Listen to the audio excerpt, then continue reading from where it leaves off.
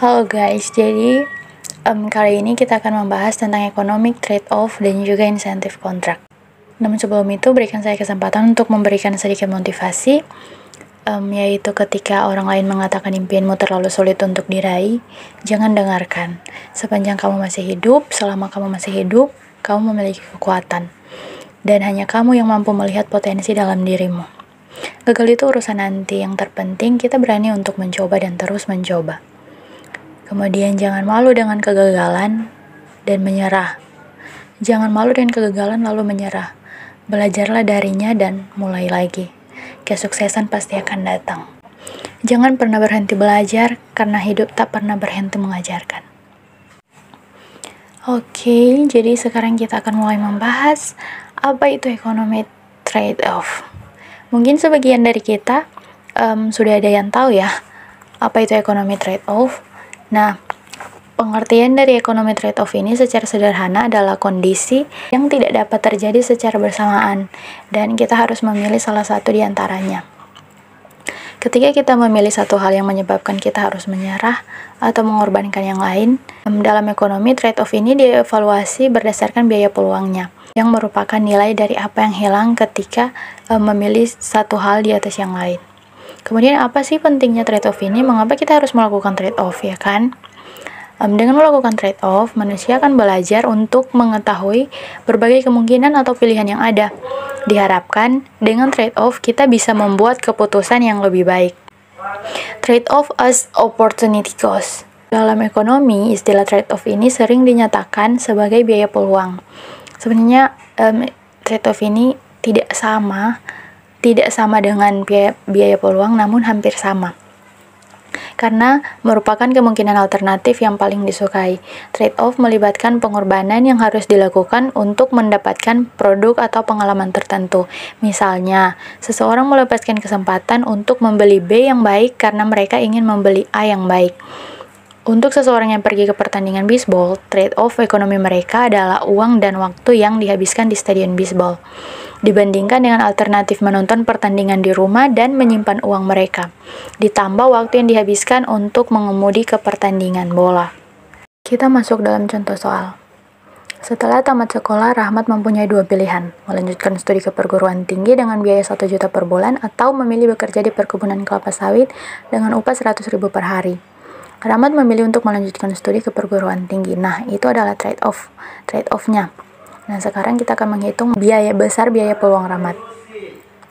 Pembahasannya, rumus dari biaya peluang adalah biaya peluang sama dengan FO dikurangi dengan CO, di mana FO adalah nilai peluang yang tidak dipilih, kemudian CO ini merupakan nilai peluang yang dipilih. Jika dimasukkan dengan nilai yang ada pada contoh soal tadi, kan Rahmat memiliki dua pilihan pekerjaan kan, yaitu memilih melanjutkan studi ke perguruan tinggi dengan biaya 1 juta per bulan atau bekerja di perkebunan kelapa sawit dengan upah 100.000 per hari, dan kalau dihitung sebulan sebesar 100.000 dikali 30 hari menjadi 3 juta. Karena Rahmat memilih untuk melanjutkan studi ke perguruan tinggi, maka dia kehilangan kesempatan untuk memperoleh gaji sebesar 3 juta sebulan dengan bekerja di perkebunan kelapa sawit.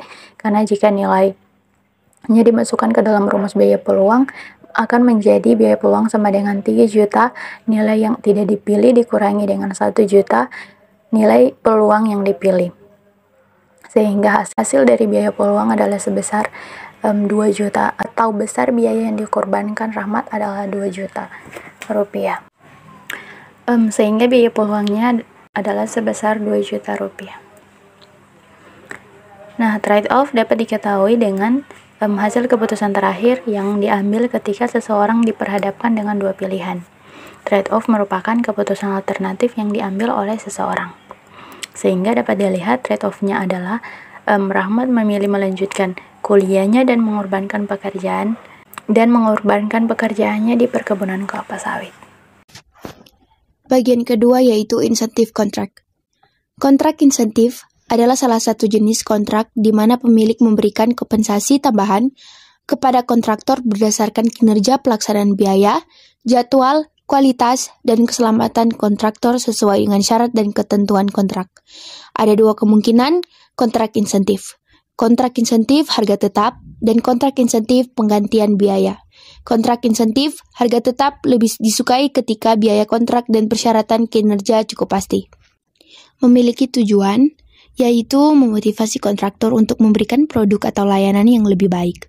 Mereka dirancang untuk mendapatkan tujuan akuisisi tertentu dengan menetapkan target yang masuk akal, yang dapat dicapai yang dikomunikasikan dengan jelas kepada kontraktor, dan termasuk pengaturan insentif yang sesuai yang dirancang untuk memotivasi upaya kontraktor yang mungkin tidak ditekankan, dan mencegah inefisiensi dan pemborosan kontraktor.